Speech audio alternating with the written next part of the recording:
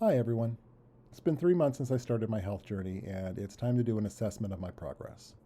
It will be another month before I get metabolic testing again, so I won't be going over those numbers, but I think I've got enough information from my regular numbers to say things are going well. For just a bit of background, I am overweight and a diabetic. Last year I had surgery to remove a cancerous tumor from my kidney.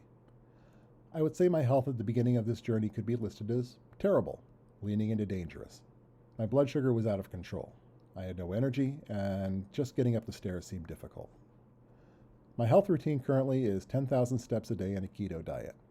That's a bit different from when I started, but the philosophy has remained the same: get exercise and eat intelligently.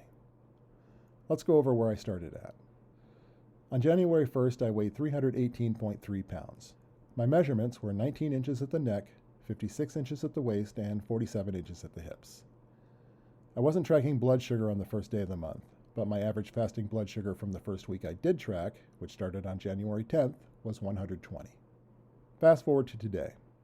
My weight today is 287.7 pounds. That means I've lost 30 pounds since January 1st. I've lost just about 10 pounds each month, so it's been a steady drop at a rate that feels quick, but not dangerously fast.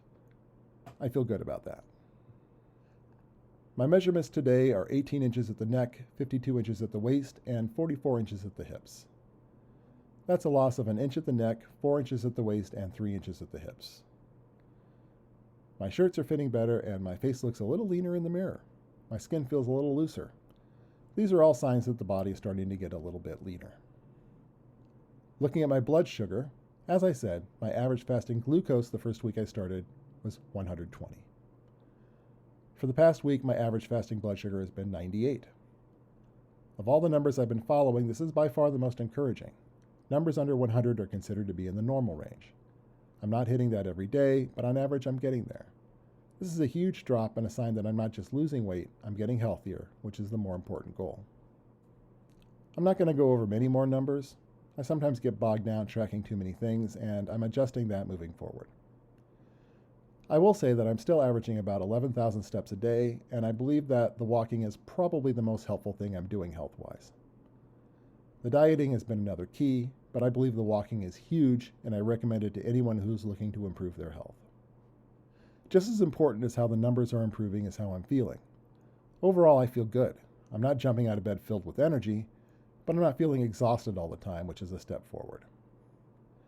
I'm also not having as many peaks and valleys throughout the day. I give a lot of credit there to the keto diet.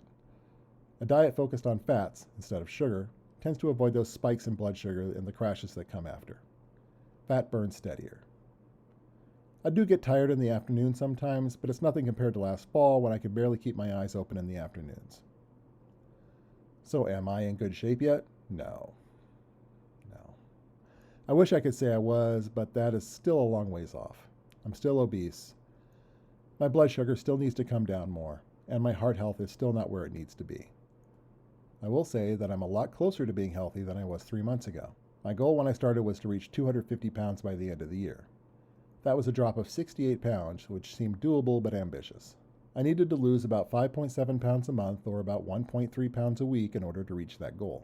My first 3 months of this journey, I have lost about 10 pounds a month. That leaves me with 38 pounds to go by the end of the year. I don't expect to lose 10 pounds every month, but the good news is I don't have to lose 10 pounds every month to reach my goal. To lose the remaining 38 pounds, I need to lose 4.3 pounds a month, or 1 pound a week. As long as I follow the plan, this no longer feels ambitious. I think I'll get there. More importantly, as long as I follow the plan, the end numbers matter less. I know this is a healthy plan for me, and if it takes a little longer, I'm still making progress. The key is persistence over the long term. I wanted to talk a little bit about how my approach has changed since the beginning, and the additional changes I'm making now. None of the changes are dramatic, but it's good to discuss. When I started the journey, I was not on a keto diet. Instead, I was tracking calories and trying to keep myself from having days over 2,500 calories, which is when I tend to enter the realm of overeating. This went fine, but when I had the chance to do keto with the help of a doctor and a coach, I took that opportunity, and it's going well. I continued to track my calories for a while, but I've stopped now. I know what I need to eat and avoid on keto, and even my biggest eating day on keto hit just 2,200 calories. I generally feel full and have no hunger issues eating about 1,800 calories a day on keto, and I know what that amount looks like and feels like, so I no longer need to count calories. I also spend a lot of time tracking some numbers that I just don't feel are that important anymore. This includes active calories, resting heart rate, and walking heart rate. My app automatically tracks these things anyway, so I have the data if I want to look, and I don't feel a strong need to hit a particular number. As long as I'm averaging over 10,000 steps a day, I think I'm active enough. It isn't my goal to be an athlete, just to do enough to feel healthy, and 10,000 steps works. I still average over 1,000 active calories a day according to my phone, but there are some higher days and some lower days, and I'm okay with that. Going forward, I'm going to track the 3 key things: steps, weight, and glucose.